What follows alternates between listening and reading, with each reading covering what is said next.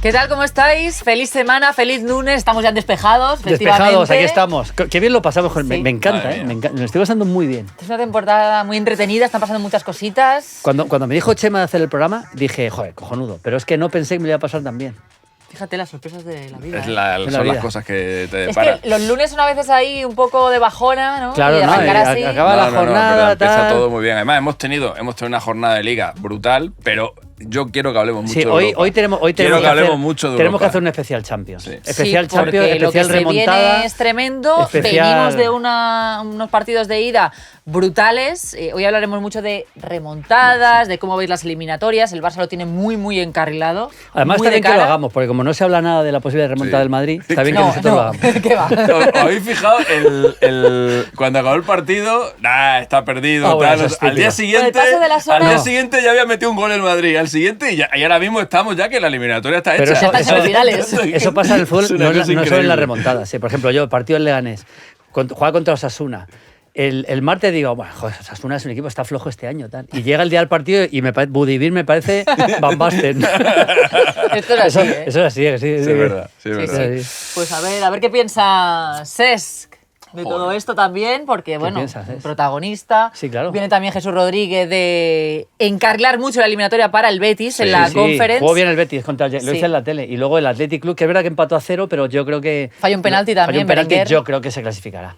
Ahora no puedes dejar escapar un partido así. Jugando más de una hora con uno más y con un penalti a favor. Les das vida al rival, vida. Pero bueno, vamos a ver. Bueno, vamos primero con lo importante, porque sé que estáis esperando este momento. Las entradas para el partido de vuelta, lo que puede ser eso en el Bernabéu. Va a ser, el Real Madrid-Arsenal. No sé qué va a pasar, pero lo que sí que garantizo es que va a haber un ambiente brutal, porque es lo mínimo, es lo mínimo que el Madrid puede hacer. Sí, encomendarse a la épica, claro. Y sobre todo la gente, yo creo que va a haber una comunión, luego veremos qué pasa, lógicamente. Es muy difícil que remonte, luego lo hablamos. Bueno, pues en Despejados, junto a Fibers, vamos a sortear una entrada doble para uno de vosotros, para que podáis vivir lo que va a ser un ambiente espectacular, una gran noche de Champions. ¿Qué tenéis que hacer?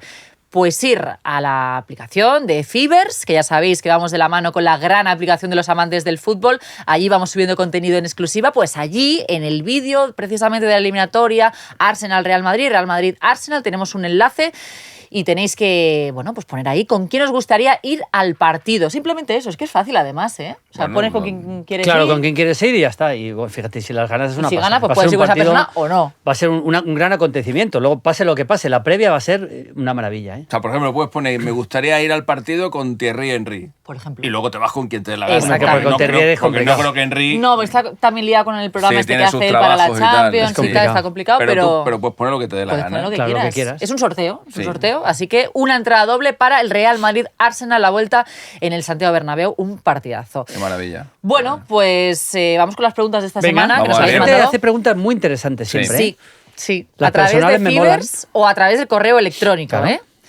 Vamos con la primera, que nos llega precisamente ante Fibers. Nos la envía Alpinista 310. Bien. El alpinismo no es lo mío, pero hay gente que hace mucho alpinismo. Yo tengo un amigo, Alejandro Romero, para mí el mejor narrador que hay en España, que le gusta mucho el alpinismo. Y ha subido... Pues creo que subió al Mont Blanc y, joder, hay que... Yo lo admiro mucho. ¿Tú no te animas? No, me da miedo. Luego hay que bajar, además. Claro, no hay que subir, hay que bajar. Tengo que comer, ¿eh? Tengo que comer. Hay que hay que hacer una preparación importante. Claro, esto no es levantarte un domingo por la mañana y subirte. Pero hablo de mucho cardio, mucha fuerza y, joder, es jodido. Me estoy acordando que una vez metimos a un chico en la COPE que había ido al Mundial de Rusia en bici desde España. Te lo juro, ¿eh? Y la pregunta que le hice, ¿te vuelves en bici también? ¿Y volvía? No, se volvía. Ya dijo que... demasiado. Bueno, hubo un chico que tuvo una movida, creo que iba a Qatar. Sí.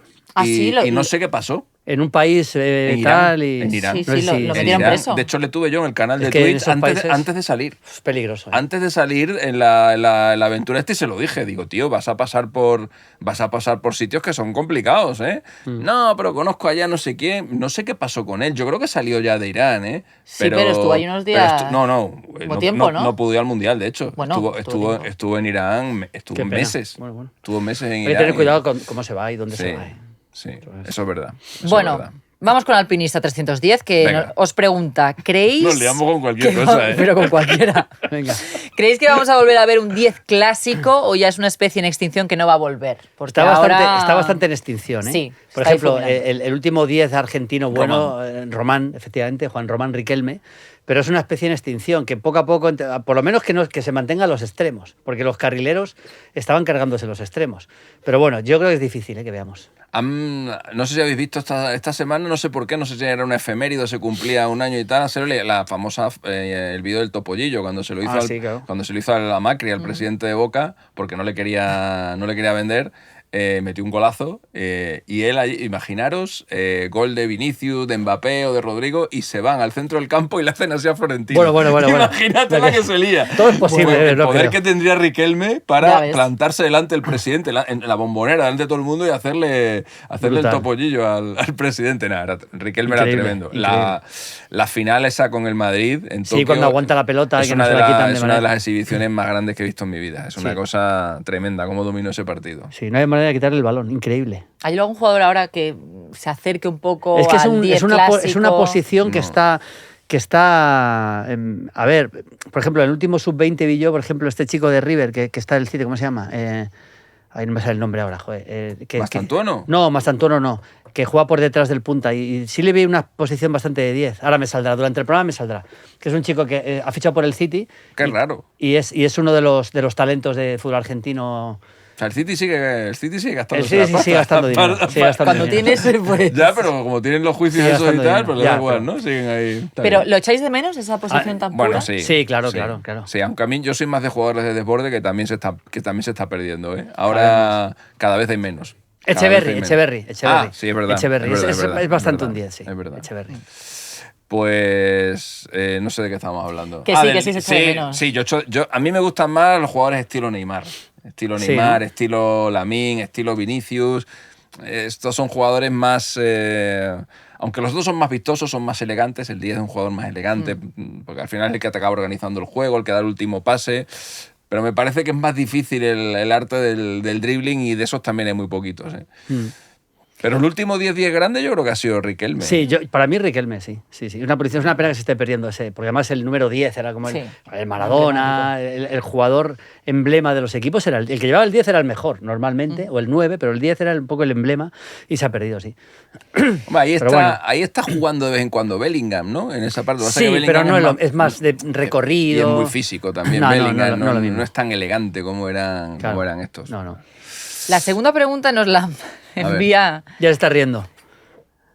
Kanchelskis. Bueno, fue jugador del Manchester United, hombre. Un gran jugador. Un gran jugador. A través del correo electrónico, y dice: ¿cuál ha sido para vosotros la gran diferencia entre el Barça de Flick y el de Xavi? Porque prácticamente son los mismos jugadores, dice, y la diferencia es abismal. Bueno, la presión alta, que están haciendo mucho mejor, para empezar. Y luego también hay que tener en cuenta la explosión definitiva, porque empezó con Xavi, pero de Lamine Yamal, de Cubarsí, de todos esos jugadores jóvenes, y la posición de Pedri, que está jugando mucho más en la base del mediocampo. Esas tres, pero sobre todo la presión alta, que la están haciendo mucho mejor. Para mí el físico. Para mí físicamente son... El otro día había Valde. Sí, hubo varias tomas de Valde en el partido contra el Dortmund. Digo, este chaval que era una espiguita el año pasado. Yo vi una foto por ahí en Twitter. Vi una foto en Twitter del Valde hace 3 o 4 años y el de ahora es un cambio bestial. Lewandowski está en un estado de forma brutal, pero yo creo que Flick... ha insistido mucho Lewandowski en eso, no sé si para darle un palo a Xavi o no, pero ha insistido mucho en que este año trabajan muchísimo la forma física, y tú ves al Barça el minuto 1 al minuto 90 presionar Pedri también le había dado algún palo a Xavi los últimos meses. Alguno ha habido también, pero yo creo que lo más importante ha sido la preparación física. Y luego ves a Rafinha, lo de Rafinha es una locura. Sí. Lo que trabaja sin balón ese hombre es... Mira, estaba yo el otro día en el partido del Barça, estábamos haciendo la previa ahí a pie de campo y estaban entrenando los jugadores, lo típico, calentando y tal. Hicieron carreras en sprint, todos los titulares, y era espectacular ver las carreras en sprint, cómo Rafinha les ganaba a todos, pero exagerado. O sea, es una forma de correr. Yo estoy flipando con Rafinha. Bueno, es que se han dado muchas circunstancias esta temporada con el Barça. La explosión de Lamine Yamal, que Lewandowski está en su segunda juventud, que Frenkie de Jong, que al principio está a un nivel... no contaba para Flick, porque Casado también estaba muy bien, y antes de la lesión de Casado ya era titular Frenkie de Jong, y que vuelve a ser aquel Frenkie de Jong que tanto echaban de menos. El otro día contra el Dortmund el partido es descomunal, sobre todo la segunda parte. No perdió ni una sola acción en toda la segunda parte. Todas las acciones las ganó. Y está siendo un hombre, se habla menos que de Pedri, que de Lamine, es normal, que Rafinha, Lewandowski, pero el nivel de Jong es el mejor de Jong de su carrera está jugando ahora. A Xavi sí que hay que reconocerle que, por ejemplo, Cubarsí y Lamine son suyos. Sí. Claro. Del mismo modo que Gavi yo creo que ya era de Koeman, ¿no? Gavi y Pedri es de Koeman, Pedri es de Koeman 100%. Sí. Gavi creo que también. Yo creo que también. Fermín. Pero Fermín es de Xavi. Y por cierto, gran partido lo tenía también. Sí. O sea, realmente han aportado mucho, porque ahora esos jugadores que van a ir creciendo, es como el caso de Van Gaal, ¿no? Que fue el que hizo debutar a Puyol, el que hizo debutar a Xavi, el que hizo debutar a Iniesta. O sea, luego Van Gaal tuvo una época ahí un poquito, bueno, ganó 2 ligas, pero acabó mal en el Barça, pero ese legado quedó ahí. Yo creo que nos acabaremos acordando de Xavi y un poquito también de Koeman, ¿no? Por que fueron los primeros que le dieron la oportunidad a estos jugadores que van a acabar triunfando. No, el Barça, si todo es normal, si no se tuerce nada, el Barça estamos ante un ciclo ganador de varios años, porque al nivel son tan jóvenes, tienen tantos jóvenes. Años por delante. No digo que vayan a ganar las próximas 4 Champions, es muy difícil, pero sí que estar ahí. Es que el Barça llevaba mucho tiempo sin estar realmente en unas semifinales de Champions, demasiados años. Sí, eso hay que verlo, porque lo de ganar las Champions seguidas, esto lo hemos hablado. Por eso digo, llegar a semifinales, estar ahí, estar siempre entre los mejores. Mira lo hegemónico que era el City y solo consiguió ganar una. Por eso. No, yo me refiero a estar en semis. Sí, hombre, permanentemente en la pomada. Ahí tienen que estar, sí. De hecho, el Barça de Messi en semis estaba siempre. Claro. Siempre. Lo que pasa es que, bueno, un año la ganaba, otro no la ganaba, pero incluso después de 2015, que ganaron la última, engancharon varios años también con semifinales, hasta que ya luego llegó ya lo de Roma y todo esto. Sí, y luego Roma fue el inicio, París, y empezaron ya a salirse, pero el Barça estuvo... sequía, pero la verdad es que ahora en Barcelona se ha instalado el optimismo absoluto con el triplete y lo están disfrutando muchísimo. Yo creo que junto con el PSG, luego sí que lo analizamos, es el mejor equipo del momento, o sea que cómo no va a haber... O sea, yo creo que el doblete Liga y Copa lo tienen muy cerca, porque a un partido ante el Madrid son superiores, luego pueden perder, pero y la Liga tienen suficiente ventaja como para pensar que no se les va a escapar. La Champions es otra historia, claro. Bueno, y la tercera pregunta, tercera y definitiva, que nos la envía por correo electrónico, Estropajo. No está mal. Me encanta. ¿Cuál ha sido el insulto más divertido o que más os ha gustado de los que os han dicho? Porque os habrán dicho unos cuantos, ¿no? Bueno, a mí me han dicho el repertorio completo. De hecho, ¿Tienes un top 3 de mejores No, uno que me hace mucha gracia. No sé si se puede considerar insulto, es lo de tobogán de piojos. Eso me hace mucha gracia. Sí. A ti te lo habrán dicho mil veces. Es gracioso, ¿eh? Sí, no, los argentinos... Cuando me llaman calvos se piensa que me están insultando. Los argentinos son especialmente ocurrentes y creativos, ¿no? Sí, cosas que tienen que ver, desierto capilar y cosas de esas, ¿no? Tobogán de piojos es muy gracioso. Te imaginas un piojo bajando por aquí. Está bien. Es gracioso. Pero bueno, yo de vez en cuando pongo... Una vez al año lo suelo poner un tuit cuando el Día de la Madre... Siempre pongo, acabo de felicitar a mi madre, siempre muy presente en vuestros pensamientos. También se acuerdan mucho de mi madre, vamos, menciona más a mi madre que a mí en Twitter, fíjate. Bueno, pues... La gente se vuelve loca. La gente de bien. La gente se vuelve loca, es tremendo. Pero bien, está bien, ¿eh? La verdad que cuando te encuentras alguna cosa de estas ocurrentes... Por lo menos, si te van a insultar, que te insulten con gracia. Yo también me río. Que se le ocurren un poquito. Sí. No, porque el típico, hijo puta y tal. Eso no. Es que fácil. Eso no tiene... Claro, es demasiado fácil. Pero cuando te vienen con alguna cosita que no va a venir, este está bien. Oye, pues seguid mandándonos vuestras preguntas. Y seguir insultando, por supuesto. Bueno, insultad, que no pasa nada. Claro que sí. Pero con gracia. Con gracia y con... Si quieres hacemos un top 10 de insultos. Sí, es verdad. Sí. Sí, está bien, ¿eh? Sí. Pues lo podéis hacer a través del canal de Fibers de Despejados. Además, citando al insultador. Claro que sí, hay que dar la cara. O sea, este insulto es de fulanito. Citamos al insultador, que es una palabra que nunca se me ha ocurrido, insultador, macho. Y ponemos el top 10. Muy bien, me gusta la idea. Y a través de correo electrónico también nos podéis mandar vuestros insultos, despejados@thevoicevp.com. Recordad participar en la entrada doble para el Real Madrid-Arsenal, que se os va a pasar, que mañana es el último día y que luego vais a decir, tendría que haber participado porque vaya partidazo. Amigo. Bueno, os hemos avisado. Eso es. Y al hilo de este partido vamos con el tema de la semana, el tema de las remontadas. Bueno. Porque es un poco lo que decía Alexis, después del partido de ida, los madridistas estaban hundidos. Y a cabo de 2 días esto ya era el espíritu de Juanito. El miércoles a las 7 de la tarde no hay nadie que piense que el Madrid no va a remontar. No. Luego a lo mejor en el minuto 15 del primer tiempo ya se ha acabado. Fíjate lo que ha conseguido el Madrid, que más allá de la lógica, del fútbol, de la táctica, de la técnica, tiene ese aura de decir... Es que yo no descarto al Real Madrid. Se lo ha ganado. Sí, pero es muy difícil. En esta ocasión es muy difícil. Es muy difícil. Yo todavía no he pensado en los porcentajes famosos, ya lo pensaré. Pero sinceramente, hay un par de cosas. Hombre, al final, que te remonte el Lille es casi imposible, pero que te remonte un equipo que tiene a Mbappé, a Vinicius, son jugadores muy buenos. Y luego es verdad que hay una cosa que sí es interesante, y es que estos partidos son difíciles de jugar para un equipo para cualquiera, ¿eh? Porque no es normal tener 3 goles de ventaja ante un equipo que es muy bueno. Que a ver cómo lo gestiona el Arsenal. No es fácil de gestionar estos partidos, no son fáciles. A ver, yo veo pocas opciones, ¿eh? Veo pocas opciones, las cosas como son.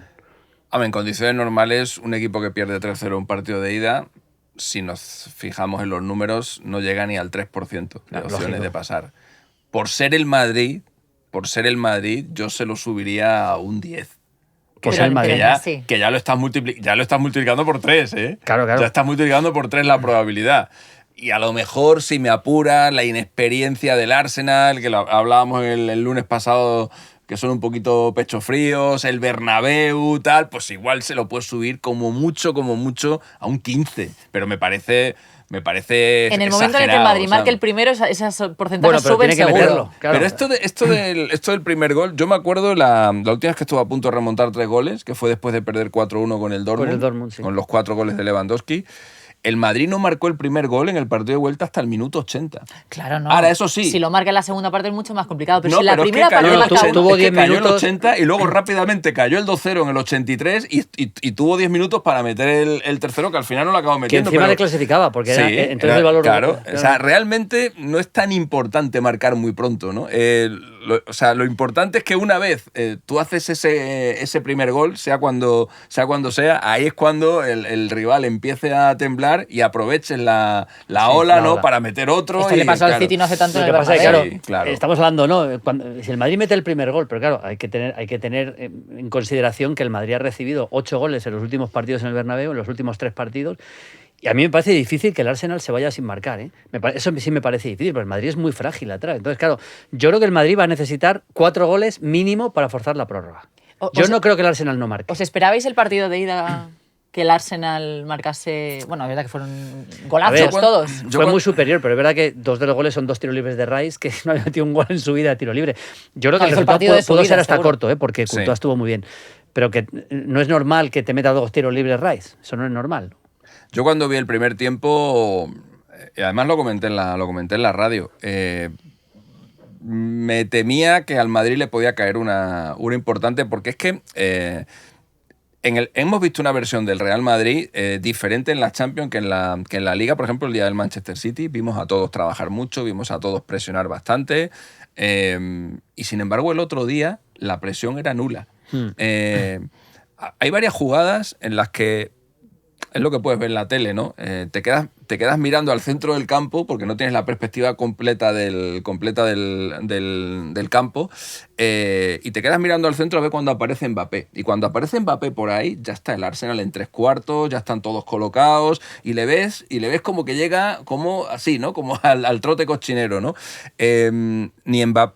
Yo el otro día dije que el Madrid estaba defendiendo con 9, porque Mbappé creo que hace por uno que no defiende y entre Vinicius y Rodrigo hacen por otro. Hacen por otro que no defiende. Y realmente, en un fútbol como el de ahora, en donde hay tanta calidad, y el Arsenal tiene gente de mucha calidad en el centro del campo, si tú permites que cada rival, cada vez que tiene el balón, esté permanentemente en 3/4, permanentemente al lado de tu área, le dejas pensar a Odegaard porque no tiene gente que le encime, te va a buscar un pase, te va a buscar un desborde, sobre todo por la banda de Alaba, que la estaban buscando permanentemente, te van a aparecer las faltas, te va a aparecer un córner, que el Arsenal también es muy fuerte a balón parado, y al final le estás dando munición al rival. El Madrid en el primer tiempo hizo un ataque posicional y de ese ataque sacó un córner.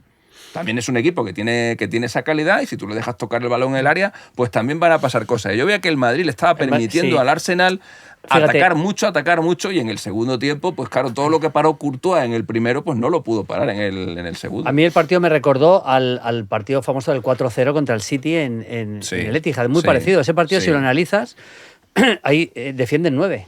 defienden 9. Y luego el Madrid corrigió completamente la temporada siguiente o 2 siguientes, que fue el día de los penaltis. Sí. Y claro, es que en un partido así tienen que currar los 11 ante un equipo que son buenos. Es que esto te puede servir contra un equipo normalito de la Liga. Entonces, yo estoy de acuerdo con lo que dice Alexis. Dicho esto, claro, con 3-0, es que yo doy por hecho que los jugadores van a salir ahí a dejarse el alma, porque es que si no ya apaga y vámonos. Más en el Bernabéu. Que a lo mejor no les vale, pero tienen que salir. El problema de la presión es que si tú no la tienes bien hecha, no la tienes bien organizada, no la tienes bien entrenada, es que de un día para otro no la vas a hacer. Porque el Madrid puede salir a intentar presionar de forma desordenada, a lo loco y tal, y el Arsenal, que es un buen equipo, te va a desarmar eso. O sea, o presionas bien o no presionas. Entonces, presionar bien para el Madrid es muy difícil. Entonces, yo creo que el Madrid solo puede remontar gracias a la inspiración individual.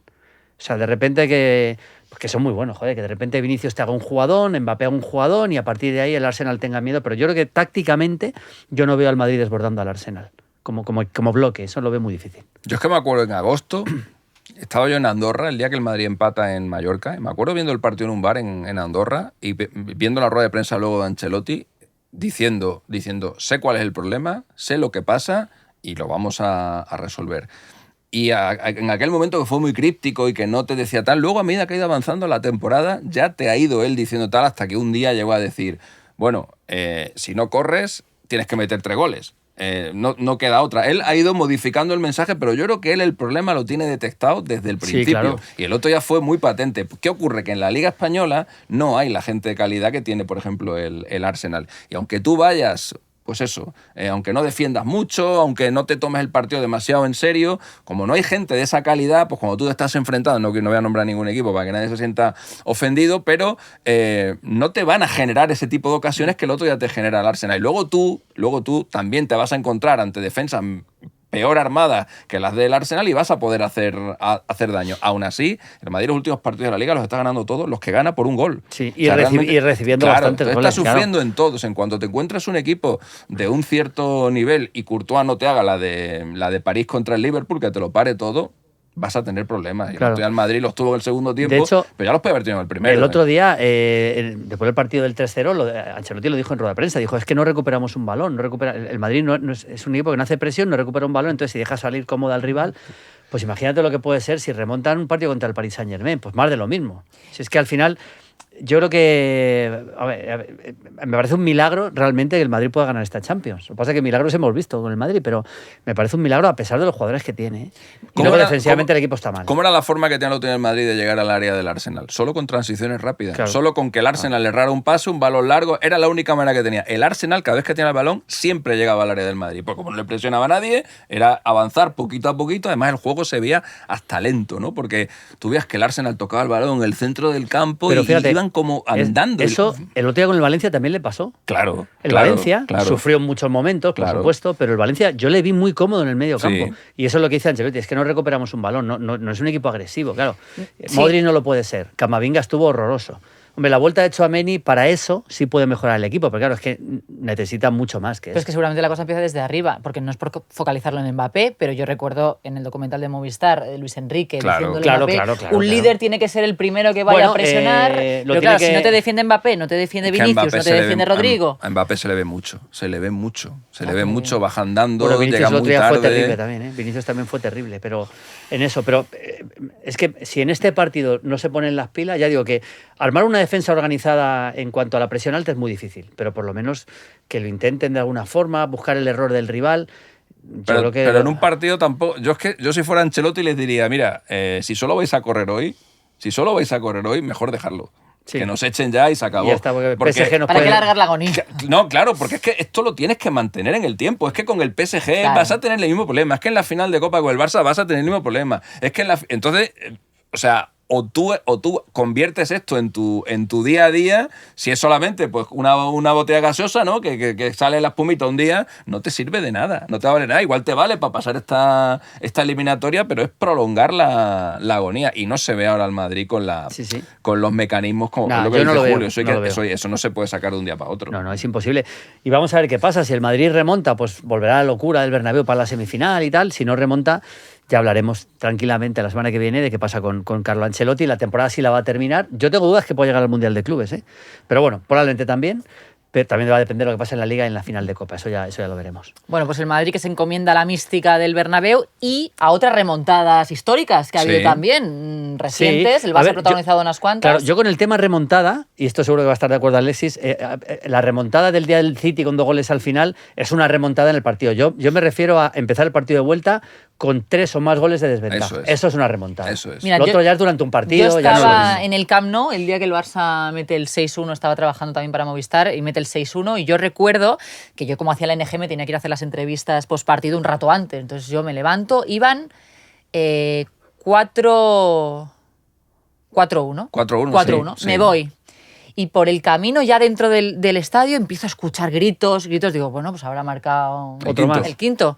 Bueno, y ya allí, todos los periodistas esperando para las entrevistas, con las pantallas, marca el 6º. Bueno, aquello fue una locura máxima. La locura más heavy que recuerdo. ¿Es la única vez que se han remontado un 4-0? ¿La única vez en la historia de la Copa Europa? En la Champions sí. En la Champions sí. En la Champions sí. En otras competiciones de Copa UEFA y tal ha habido alguna remontada también de 4-0. El propio Real Madrid ante el Gladbach le remontó 4 goles de diferencia, un 5-1 verdad, fue un 5-1, a 4-0. Sí. Pero en la era Champions sí, esa es la única. En la era Champions, remontadas de 3 o más goles solamente ha habido 4. Y en 3 está involucrado el Barça.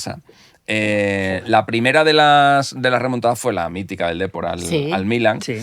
Pero claro, esa es otra cosa. Ese fue 4-1 y 4-0. 4-1 y 4-0. De hecho, el Depor marcó el primer gol en San Siro. Luego el Milan le pasó por encima, le metió 4 seguidos. De Shevchenko, de Pirlo. Sí, pero aquel Depor que jugaba también mucho al fútbol.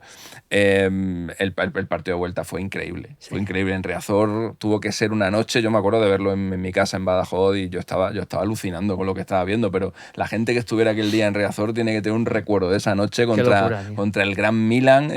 Luego, yo me acuerdo del Depor, pero esa no fue durante un partido con el PSG, ¿te acuerdas? Sí. Que perdía, ¿no es el 0-3? De 0-3 a 4-3 en la fase de grupos. Esa remontada durante el partido yo creo que no es lo... O sea, estamos hablando de empezar desde el minuto 1 teniendo que meter 3 goles mínimos para pasar. Eso es. Y luego las otras 3 que ha habido, en todas está metido el Barça de por medio. La del PSG que acabamos de recordar y la de Liverpool y Roma. La de Origi, la del gol de córner. La de Manolas. Y la de Manolas. La de la Roma fue 3-0, ¿no? La Roma fue 4-1 en el Camp Nou. Y 3-0 que si no me falla la memoria, creo que el Barça falla un penalti en el Camp Nou. Y me acuerdo yo, además de estar en la radio cuando falló el penalti y decir, bueno, no pasa nada, joder, 4-1, coño. Mal tiene que 4-1, quedarse. hombre, por favor. Porque me acuerdo cuando tal, joder, no puede ser.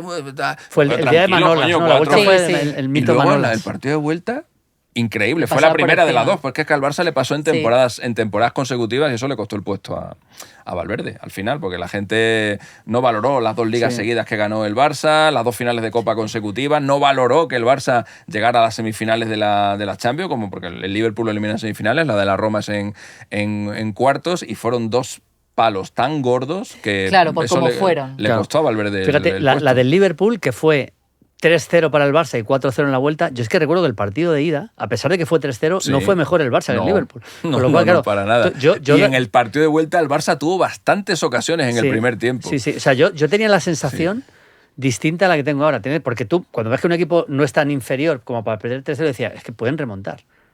Entonces, y el Liverpool remontó con... Yo creo que no estaba Salah aquel día. Tenía 2 o 3 bajas el Liverpool importantes. Origi titular, ¿no? De hecho, los goles lo marcaron Wijnaldum, Origi fue el último. Yo nunca me olvido de la imagen de Messi yéndose del césped ya. Ese fue todo empezó con el de la Roma, pero ese ya creo que fue el día en el que el Barça ya claudica un poco en lo que había sido el gran equipo. Para mí, claramente. Pues esas son las 4 que ha habido en Champions, las 4 remontadas de 3 o más goles. Y luego el Madrid tiene 6 intentos de remontada de 3 goles, en 3 lo consiguió y en 3 no.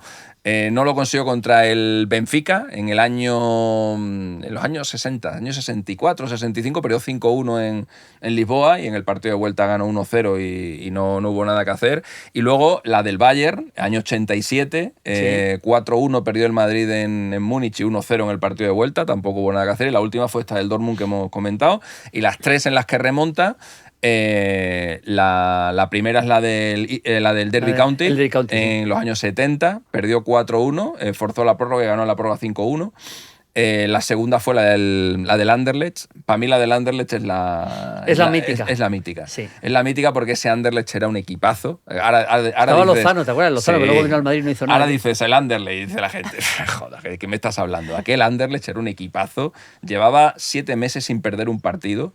Y el otro día estuve escuchando a Butragueño recordar cómo les metió en la cabeza lo de la remontada. Fue Camacho.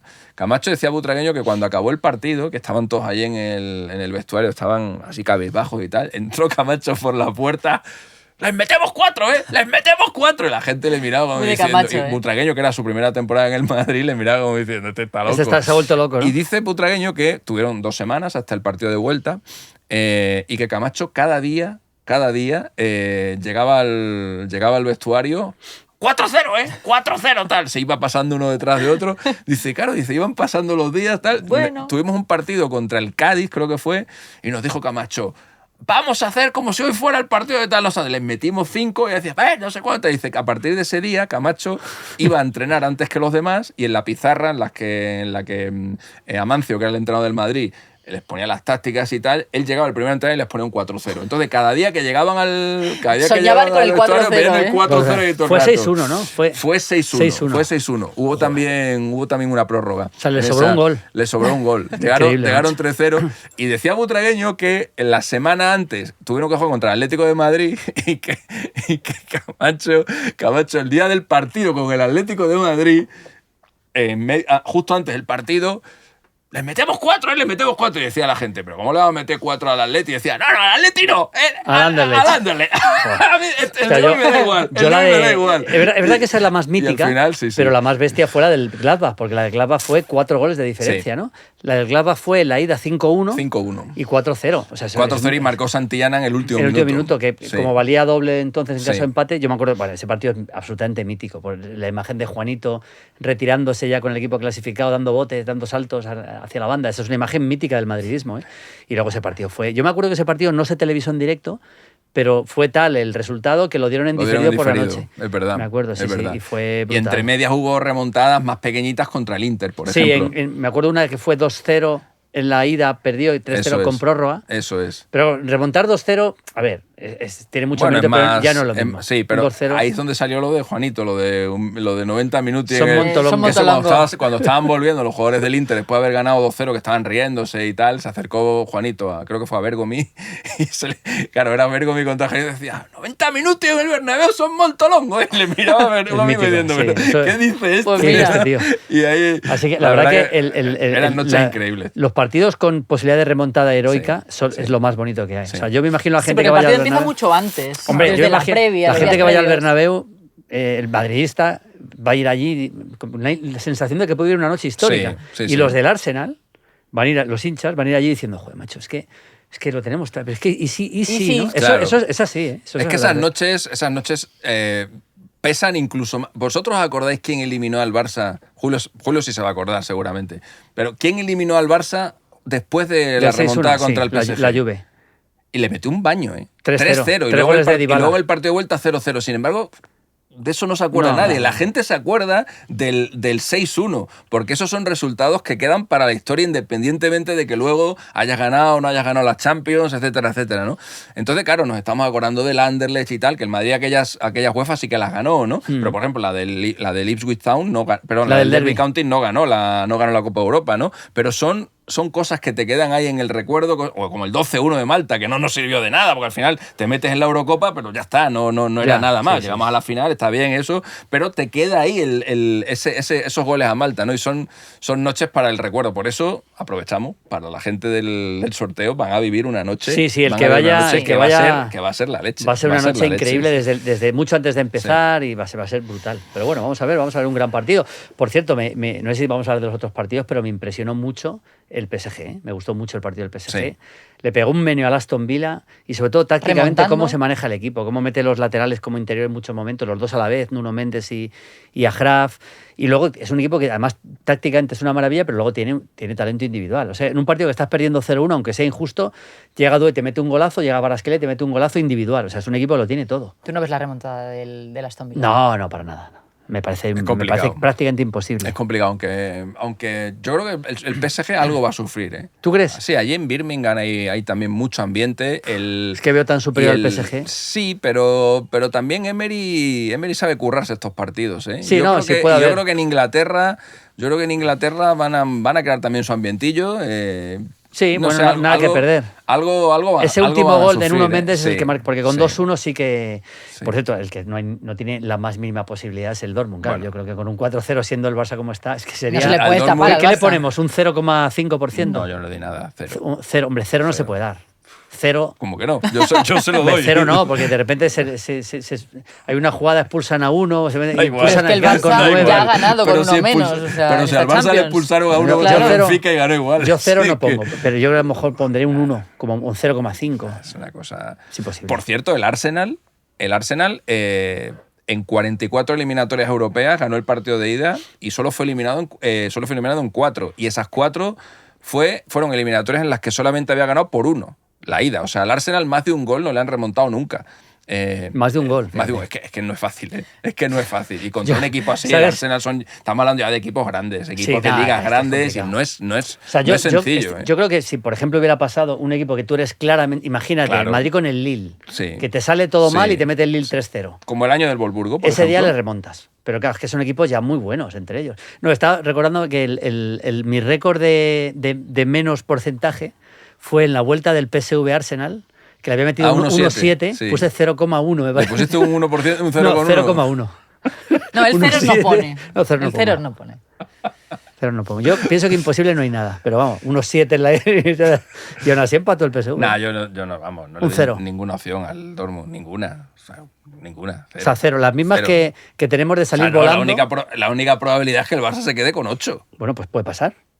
¿Qué probabilidad de que pase eso? ¿Cuál es el último partido que has visto tú? Un 0,1. ¿Cuál es el último partido que has visto tú en Champions que un equipo se quede con 8? Eso no, es que yo no. Un 0,1. Es que eso no. Yo te no le vas a convencer. Con 9 el Barça, con 9 no le remonta. Con 8 igual sí. Se le puede escapar esto al Barça. Con 8 igual sí. ¿Qué va? Bueno, pues el lunes que viene veremos qué pasan con las remontadas. El lunes que viene analizaremos ya... Hombre, las semis pillaron un poco más lejos, tampoco tan lejos, pues son este mes ya las semis, la ida. Sí. Tenemos un final de mes con ida de semis y final de Copa. Tenemos que hablar de la final de Copa, del Madrid-Barça en Sevilla. Sí, sí. 26 de abril. Va a estar bien eso. Va a ser un buen partido. Sí, hombre.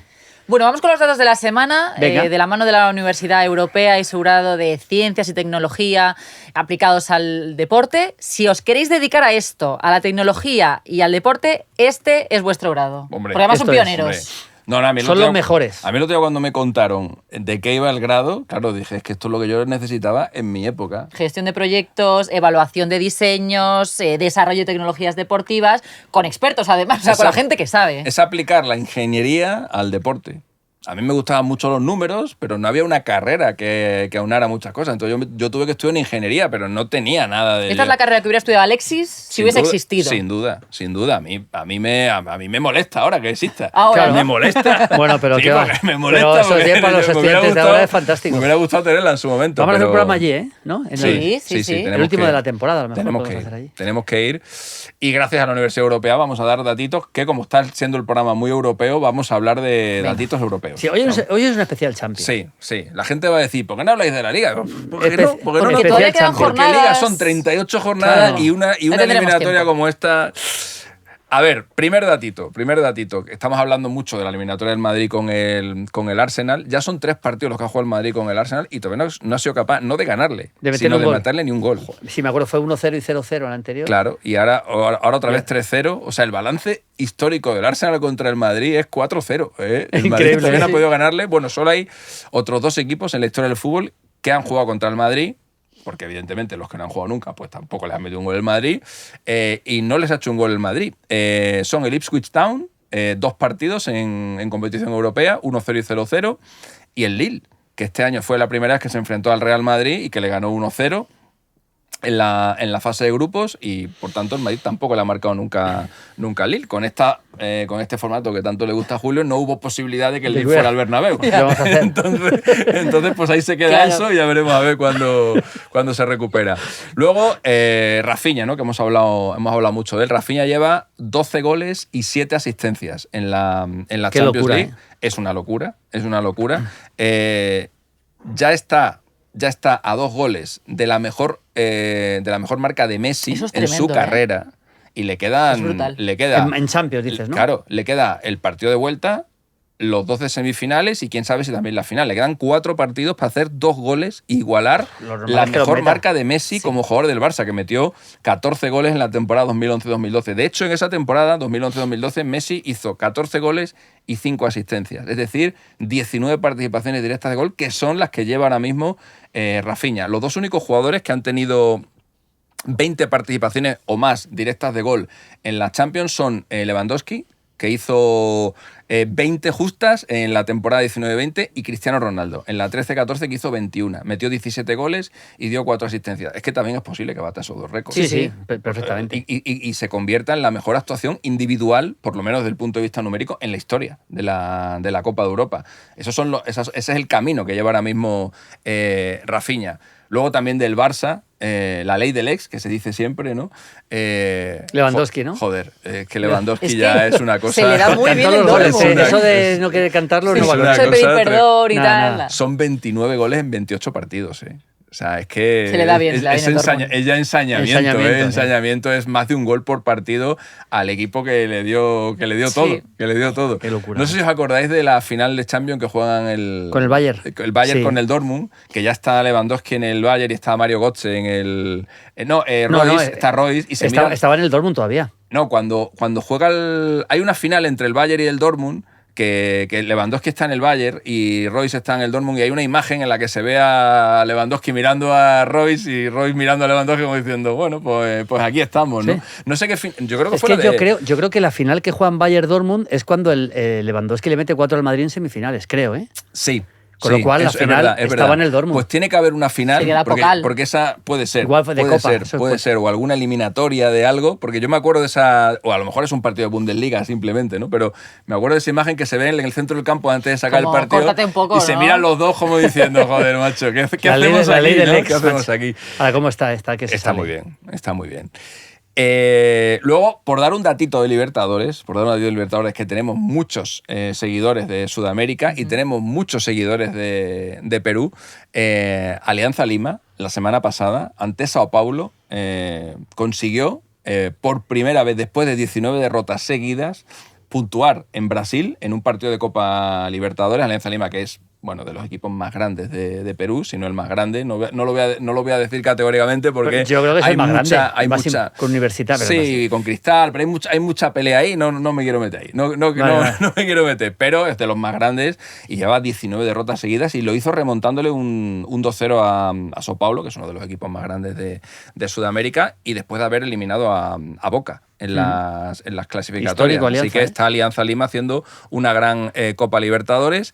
Y luego el último dato, en Lautaro. Lautaro marcó a su 19º gol con el Inter y se convirtió en el máximo goleador en la historia del Inter en la Copa Europa, superando a Adriano. Y claro, yo de este dato me quedo con que el máximo goleador en la historia del Inter es un tío que ha marcado 19 goles.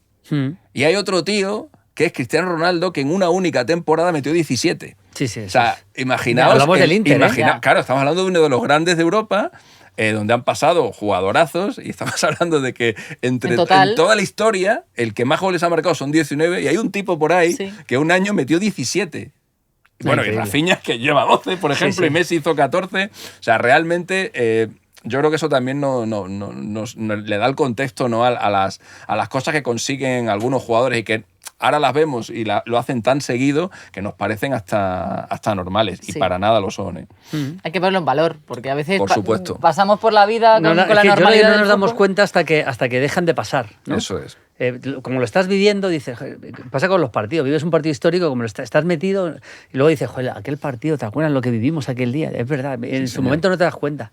Pero bueno, suele pasar. Hay que valorar más las cosas. Y me guardo un datito para luego que va a tener que ver con la posibilidad de que haya 3... Yo lo veo, de que haya 3 equipos españoles en las 3 finales europeas. Veo al Betis muy bien. Sí, el Barça muy bien. muy centrado en la Europa League. El Barça está muy bien, Eso pasó, ¿cuándo pasó? Luego lo recuerdo. Luego lo recuerdo en el datito.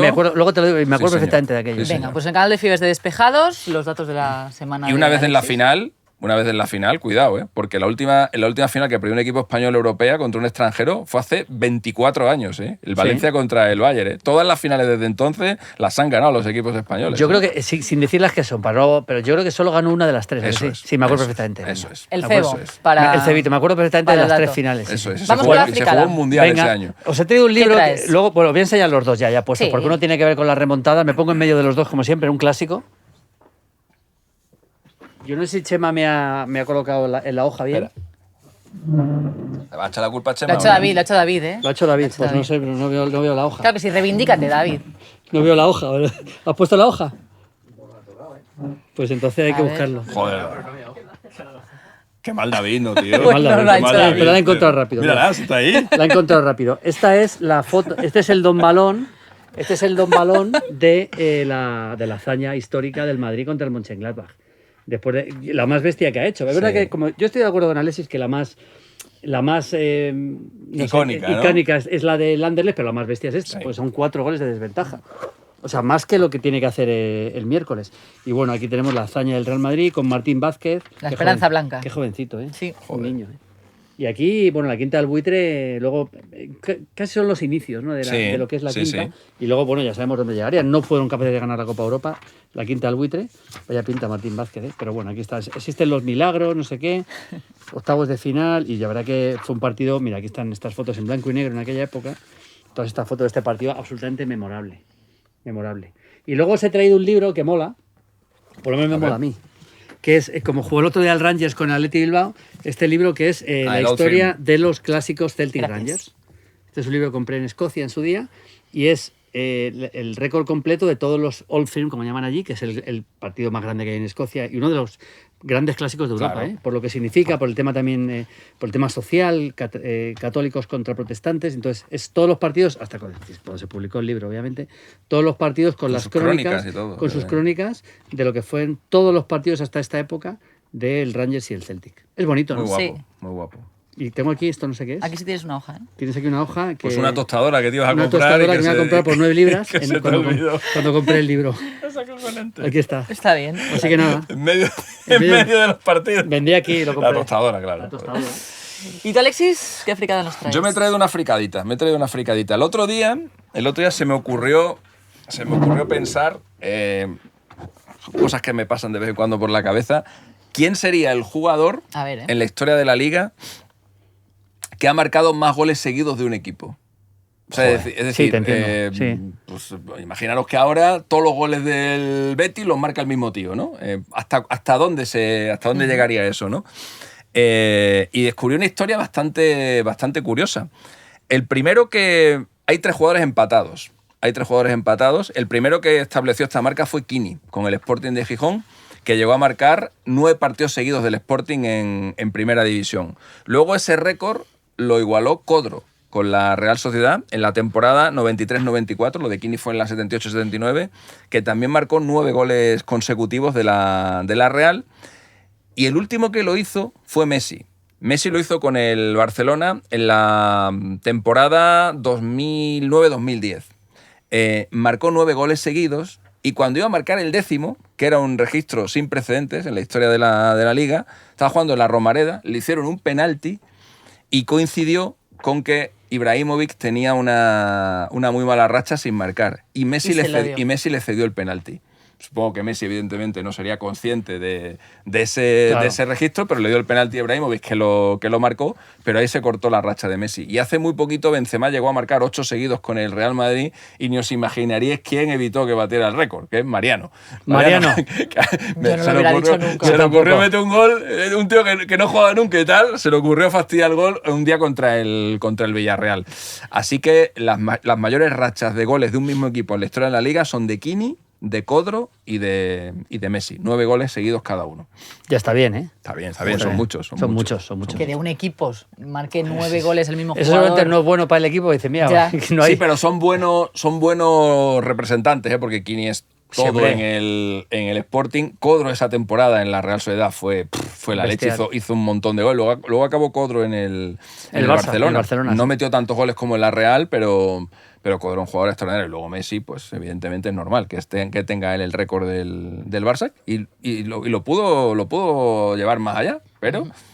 Luego Ibra no ha hablado muy bien de Messi, ¿eh? Sí, ¿ah, sí? No, creo que no acabaron muy bien, ¿eh? No. Ibra salió de Barcelona... Ibra a mí, yo un día charlando con Cavani, cuando jugaban los dos en el PSG, tampoco me habló muy bien de Ibra precisamente, ¿eh? Bueno, Ibra tenía un carácter... Es que Ibra con Cavani tuvieron una movida por los penaltis y todo eso. No habló nada bien de él. Sí. Nada bien de él. Debe ser un tío complicado, ¿eh? Sí. Debe ser un tío complicado. A Guardiola también le ha tirado mucho tal. Con Mourinho en el Inter tuvo alguna movida también, de acuerdo. Con Piqué, sin embargo, creo que se lleva bien. No lo sé. Sí, con Piqué creo que se lleva bien, porque Piqué solo habla bastante bien de Ibra y le ha invitado ahí a una movida esta de la Kings League que tienen montada, aunque creo que luego Ibra no se presentó. Le hizo la cobra. Pero creo que con Piqué creo que sí se lleva bien. Pero es verdad que no hay muchos jugadores que están bien. ¿Con quién tuvo la movida esta Ibrahimovic hace poco en Italia? Que casi llegan a las manos en un partido también. Acuerdo, creo que fue en un derbi. Sí, jugando, fue hace 2 o 3 años. No lo sé, la verdad que es verdad que tiene una lista de enemigos importante. Y en Suecia se peleó con el seleccionador porque no le llevaba y tal. Bueno, ha habido ahí... Bueno, pues eso. No sé por qué hemos hablado de Ibra, pero ahí está. Sí, por el penalti que le falló Messi, ¿no? Claro. Vale. Bueno, y nos queda el retrovisor, que es esa sección en la que recapitulamos un partido o una época histórica que merece la pena ser recordada y además aprovechamos para adornarla con eventos, con cosas que sucedieron en ese momento. Y ya que venimos de una eliminatoria de Champions brutal, y con el Arsenal como gran protagonista, hemos decidido recuperar el Arsenal de los Invencibles, de la 2003-2004. Qué equipazo, ganó la Liga sin perder ningún partido. Con Henry como máximo goleador. Era un equipo que jugaba muy bien a la contra, ¿eh? Un equipo al espacio jugaba muy bien, tenía jugadores como, Henry era el hombre clave, pero Ljungberg, por ejemplo, tenía un Patrick Vieira excelente, el centro de la defensa, me acuerdo el Lidson lateral, Tony Adams reconoció que había jugado partido borracho, por cierto, era un jugador que tenía un problema de alcoholismo. En ese Arsenal, Tony Adams ya era un poquito muy más residual. Yo creo que ese equipo era alemán, seguro. Era alemán, era ¿cómo se llama? Lauren era el lateral derecho, sí. El lateral izquierdo era Ashley Cole, los centrales eran Sol Campbell y Kolo Touré. En el centro del campo estaba Vieira, estaba Ljungberg, estaba Pires y estaba Gilberto Silva. Jugando por detrás. Y arriba estaban Henry y Bergkamp. Y en ese equipo también estaba José Antonio Reyes, aunque jugaba menos. Cesc, yo creo que esa temporada acababa de llegar al Arsenal, pero yo creo que Cesc no jugó en ese equipo. No, Cesc yo creo que debuta un poquito después en un partido de Copa de la Liga, recuerdo que lo vimos en la tele, pero sí, era un equipo, sobre todo un equipo que se manejaba muy bien al espacio, con Henry, con Ljungberg. Ljungberg es un jugador del que se habla menos de lo que merece, de aquel Arsenal de Wenger, por supuesto que Wenger es un técnico absolutamente mítico dentro del Arsenal, y fueron campeones sin perder ni un solo partido, es verdad. Es verdad, fue 2004, 26 victorias, 12 empates, 73 goles a favor, 26 Porque en luego contra. La eliminatoria con el Madrid es 2006. 2006, sí. Con lo cual, un par de años después, llegaron a la final de Champions, que perdieron contra el Barça, cuando expulsan a Lehmann. Y sí, ese equipo era... Y ni siquiera estuve mirando, ni siquiera estuvieron cerca de perder ningún partido. El partido que estuvieron más cerca de perder fue uno con el Tottenham, que lo empataron en el 68. O sea, realmente no hubo ningún empate de estos como el Atleti, ¿no? Como el Atleti. Hicieron el invicto de una forma bastante académica y no es habitual el tener un equipo que te haga un campeonato invicto en una gran liga. Bueno, es que era un equipo diseñado para atacar, difícil, atacar y atacar. Es muy difícil. Bueno, veo que 90 puntos sacaron y 73 goles, que no está mal, pero tampoco es una locura. Es que no es un equipo tan goleador. Bueno, es que si tú miras la alineación del Arsenal, top mundiales era Vieira, que por aquel entonces el Madrid estaba loco por ficharle, por supuesto Henry y Bergkamp. Aunque Bergkamp estaba ya en un tramo más, Bergkamp era espectacular. Bergkamp era una cosa, en Bergkamp, si ves los mejores goles de Bergkamp en el Arsenal, no te lo crees.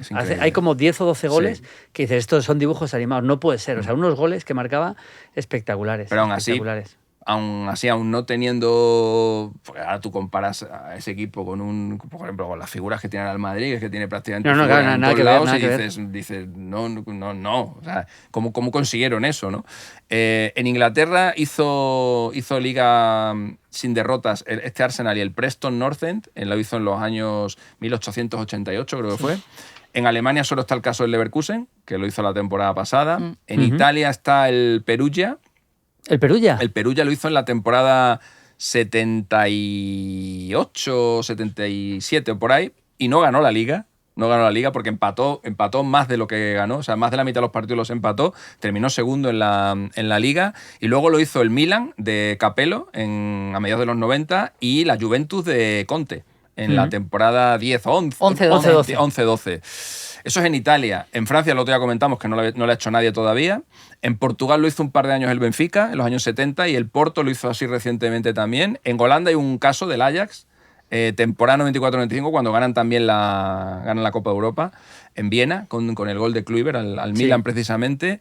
Y en España lo hicieron el Athletic Club de Bilbao y el Real Madrid al principio, en los años 20, los años 30.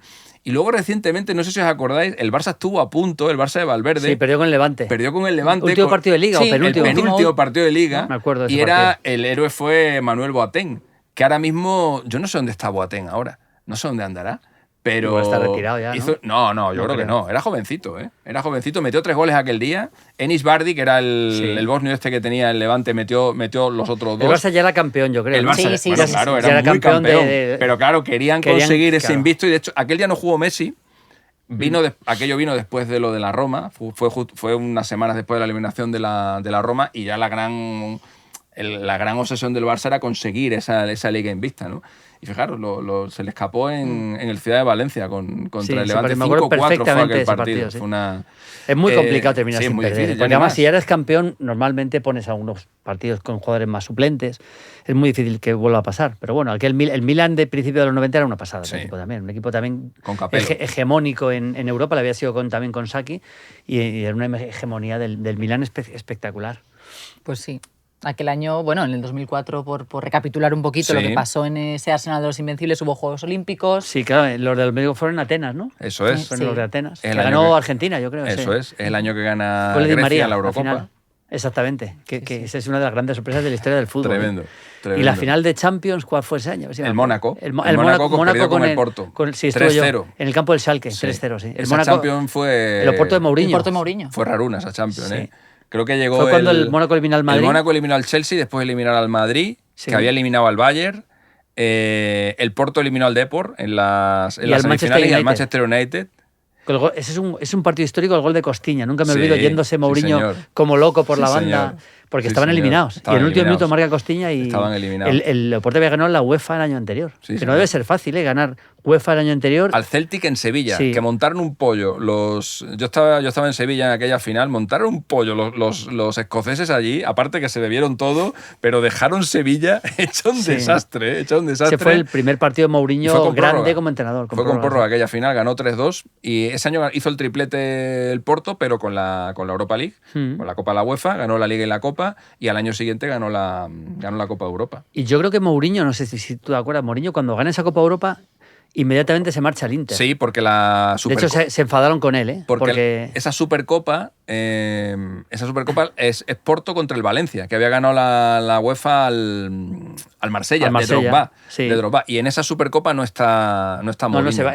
Me acuerdo que yo estaba en ese partido. Me acuerdo, se fue al Chelsea, al Chelsea, y luego se fue al Inter. Sí. Y se enfadaron mucho con él porque por lo visto ya lo tenía firmado y no había dicho nada, entonces casi ni celebró demasiado y tal. Pero bueno, fue histórico lo del Oporto. Mourinho se ha ido, ahora que lo dices, Mourinho se ha ido de los equipos justo después de ganar la Copa Europa, porque el Inter le pasó lo mismo, se fue al Madrid, sí. O sea, gana con el Oporto, se va al Chelsea, sí. Sí, la verdad. En fin, pero nada, ¿cómo se llamaba el jugador que tenía el Porto? Era... Pero de la época de... No, de esa final. Derlei. Derlei no. Tenía un jugador así grandote que hizo una gran final. De hecho, creo que marcó en la final esa. Pero yo luego no sé qué fue. Estaba con ese equipo y tal. Estaba Vítor Bahía. ¿El brasileño? Jardel. No, Jardel no era, no me acuerdo quién era, macho. No me acuerdo quién era, pero era un jugador que hizo un campañón y luego desapareció. Pues una cosa como Joao Félix, algo así, algo que le hizo solo que este ganó la Copa Europa. Ya me acordaré de él. Que yo creo que era Carlos Alberto. No me acuerdo yo. A ver la alineación. A ver. Aquí tenemos la gente que nos ayuda también ahí. Sí. Carlos Alberto. Yo me acuerdo del partido perfectamente, que fue 3-0 y fue muy cómodo para el Oporto. Muy cómodo. Ricardo Carballo, Jorge Costa, Deco, Derlei, Maniche. Algunos se los trajo al Madrid. A Ricardo Carballo se lo trajo al Madrid al final. Sí. Era un buen equipo. Sí, era un buen equipo. Y el Mónaco... Eliminó al Depor, ¿te acuerdas? Que le ganó 1-0, fue 0-0 en Oporto. Y 1-0 en Coruña. En La Coruña. Con la expulsión de Andrade. La expulsión de Andrade, que era una broma que le había gastado no sé quién era. A Deco. Sí. A Deco. Joder, ¿cómo se le escapó esa Copa Europa al Depor? No va a estar en otra, lamentablemente. No. Bastante tiene si sube a primera. Bueno, chicos, vamos a ir cerrando. Pues nada, lo hemos pasado bien, ¿eh? Sí. Especial Champions. Vamos a recordar varias cosas. Que nos podéis mandar vuestras preguntas a través del canal de Fibers de Despejados o a través del correo electrónico y sobre todo las entradas. Que no se os pase porque quedan poquitas horas para que cerremos el sorteo. En Fibers hemos dejado un enlace para que podáis dejar la persona con la que iríais al partido. Vais a entrar en un sorteo y el ganador se va a ir al Bernabéu para ver el desenlace del Real Madrid-Arsenal. Así que con todo esto, gracias a los dos. Seguimos en Spotify, en YouTube, en Twitter, por todos lados. Hasta la semana que viene. Adiós. Chao.